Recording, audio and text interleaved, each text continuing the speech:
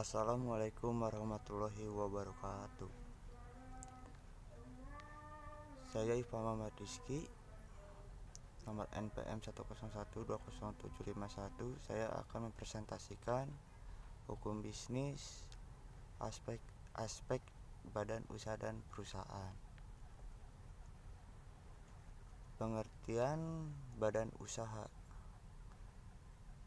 Badan usaha adalah kesatuan yuridis, hukum, dan ekonomis yang menggunakan modal dan tenaga kerja secara keuntungan.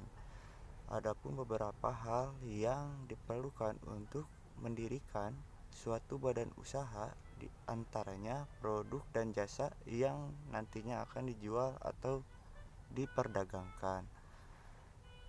Cara pemasaran atau jasa yang akan diperdagangkan selanjutnya ada penentuan mengenai harga pokok dan harga jual pada produk atau jasa, kebutuhan akan tenaga kerja, organisasi internal, pembelanjaan, dan jenis badan usaha yang dipilih. Contoh badan yang paling familiar dijumpai di antaranya yang ke-1 PT Kimia Farma Tbk, yang kedua PT Kereta Api Indonesia, yang ketiga PT Indofood Sukses Makmur Tbk. Selanjutnya, macam-macam badan usaha.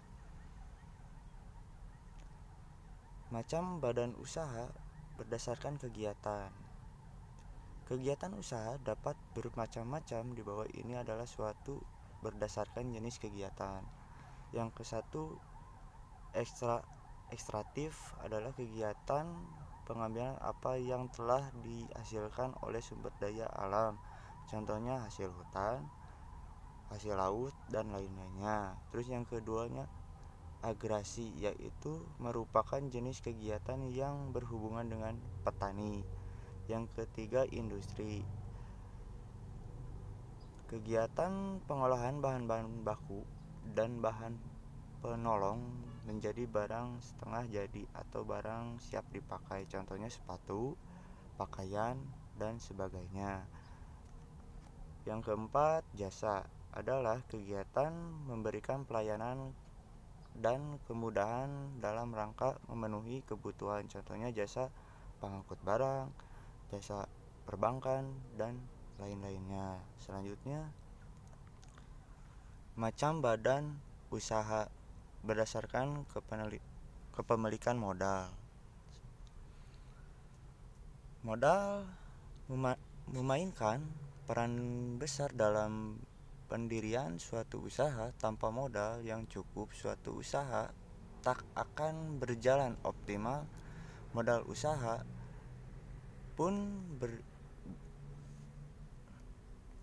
pun juga beragam, tergantung siapa pemiliknya. Terus yang ke-1 ada badan usaha milik negara BUMN, dimiliki pemilikan modal adalah pemerintah atau negara. Terus selanjutnya ada badan usaha milik swasta BUMS, yaitu modal perusahaan dimiliki oleh pihak swasta. Dalam hal ini dapat berupa swasta nasional dan pihak asing. Selanjutnya ada badan usaha dimiliki daerah BUMD, yaitu kepemilikan usaha berada di tangan pemerintah daerah. Selanjutnya ada badan usaha campuran, yaitu merupakan usaha yang modal dimiliki oleh pemerintahan dan swasta. Selanjutnya ada badan usaha berdasarkan wilayah negara. Globalisasi ekonomi menyebabkan banyaknya usaha yang didirikan di luar negeri atau usaha luar negeri yang didirikan dalam negeri. Yang 1, penanaman modal dalam negeri. Kepemilikan modal perusahaan berada di tangan masyarakat dan negara sendiri. Terus yang keduanya ada penanaman modal asing. Perusahaan dimiliki pemilikan asing yang rasi dimiliki Indonesia atau dalam negeri. Selanjutnya ada bentuk badan usaha di Indonesia.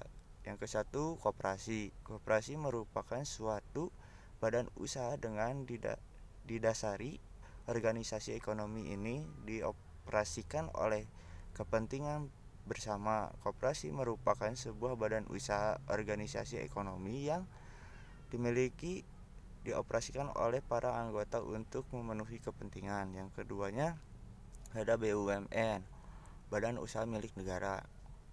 Perjan itu perusahaan jawatan, merupakan BUMN yang budgetnya termasuk APBN,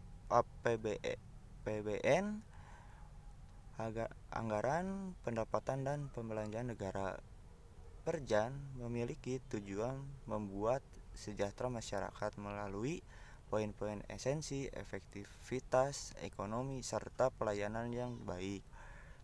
Terus selanjutnya ada BUMS, Badan Usaha Milik Usaha. Seperti namanya, BUMS adalah badan usaha yang modalnya dimiliki oleh pihak swasta. BUMS didirikan dengan tujuan mencari keuntungan dalam memperkembangkan usaha. BUMS memiliki dua jenis antara lainnya badan usaha swasta dalam negeri dan badan usaha swasta asing. Sekian, terima kasih.